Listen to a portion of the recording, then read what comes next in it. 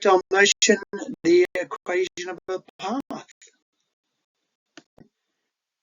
For this short video, we're just going to derive the equation of a path when a particle is projected from the origin at v meters per second at an angle of theta to the horizontal. Now, in most exams, you will either be asked to derive it, or it will be given to you.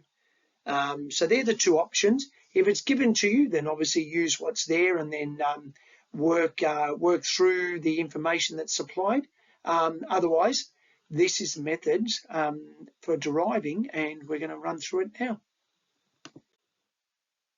So here's our image. We've got from the origin projected at v meters per second at an angle of theta. That gives us our velocity components. X dot is v cos theta and y dot is v sine theta. Now, from our past video, we know that we start with x double dot equals 0 and y double dot equals normally minus 10, but because we're going to use, we're just going to go with gravity being g, that's what we're going to form. So y double dot is minus g. So you can see the process. So let's work with the x double dot and integrate that to C1. That gives us x dot equals v cos theta. Integrating that is vt cos theta. So we get x is vt cos theta. Y double dot is minus g. When you integrate that, you get minus gt plus a constant.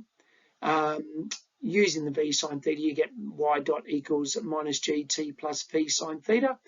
Integral of that is minus a half gt squared plus vt sine theta plus some constant. And because it's from the origin, y equals minus a half gt squared plus vt sine theta.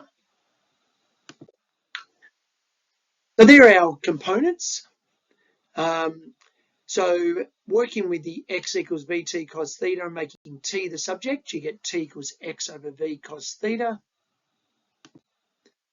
Substituting that into y, you get minus a half g with t squared, so that's x over v cos theta squared, plus v lots of x over v cos theta times sine theta.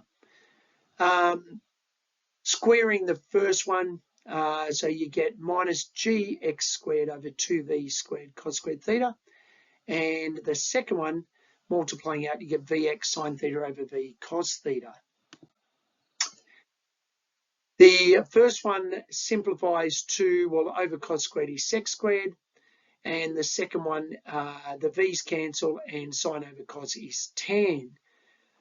Now, the sec squared can obviously, using our trig identities, that becomes 1 plus tan squared theta.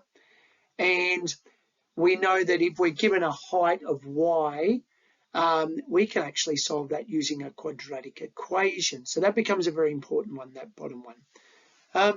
That's the end of the video. Thank you.